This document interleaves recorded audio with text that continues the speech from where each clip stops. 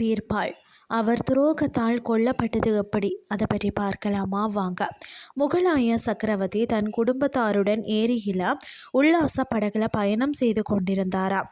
எல்லோரும் உற்சாகமாக காணப்பட அக்பர் முகத்தில் மட்டும் ஏதோ சிந்தனை வலை.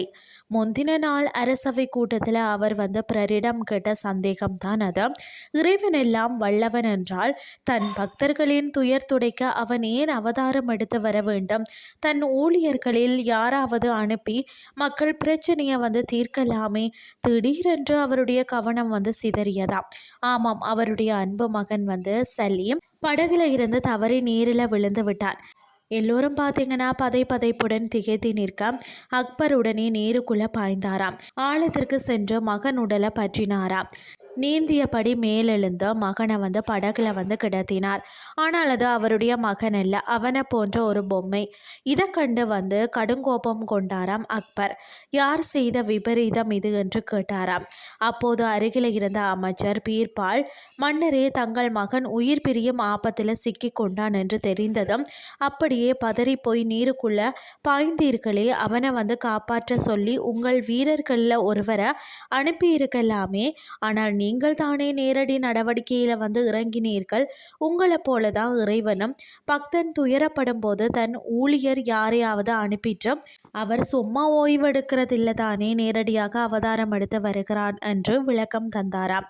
1528ஆம் ஆண்டு மத்திய பிரதேசத்தின் கோக்கரா ஊரில் பிறந்தவர் தான் பீர்பால். இவருடைய இயற்பெயர் பார்த்தீங்கன்னா மகேஷ் தாஸ் என்று சொல்லப்படுகிறது.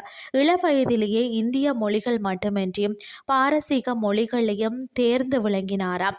அந்த மொழிகளில் கவிதைகளும் கட்டுரைகளும் எழுதி சிறந்த கவிஞர் எழுத்தாளர் என்று புகழ் பெற்றிருந்தாராம். இவருடைய கூர்மதி, விவேகம், திட்டமிடுதல், நேர்த்தி ஆகிய நற்குணங்களை கேள்விப்பட்ட அக்பர் தன் அமைச்சரவையில் அவரை இணைத்து கொண்டாராம். அது பார்த்தீங்கன்னா வசீரே ஆசாம் என்ற முக்கிய மந்திரி பதவியாகும்.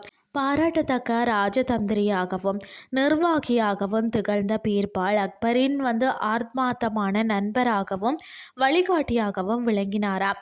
ஆப்கானிஸ்தானுக்கு எதிராக நடந்த ஒரு போரில் அக்பரின் படைகள் பின்னடைவு கண்டதாம். அப்போது பகைவர்களை விரட்ட பீர்பாலை அக்பர் போர்க்களத்திற்கு அனுப்பினாராம். ஆபத்து நிறைந்த மலை பிரதேசத்தில் பீர்பாலும் படையை நடத்தி சென்று வீராவேசமாக போரிட்டார். ஆனால் அக்பரின் படகிலேயே இருந்த பீர்பால் மீது பொறாமையும் காழ்ப்புணர்ச்சியும் கொண்ட சில வீரர்களின் துரோகத்தால், ஆப்கான் வீரர்களால் பார்த்தீங்கன்னு சொன்னால் 1583 பிப்ரவரி 16ஆம் நாள் பீர்பால் கொல்லப்பட்டார். பீர்பால் வீர மரணம் அடைந்த செய்தியை கேட்ட அக்பர் பெருந்துயருற்றார். பல நாட்களுக்கு உணவை ஏன் நீரை கூட அருந்தவில்லையாம் அவர்.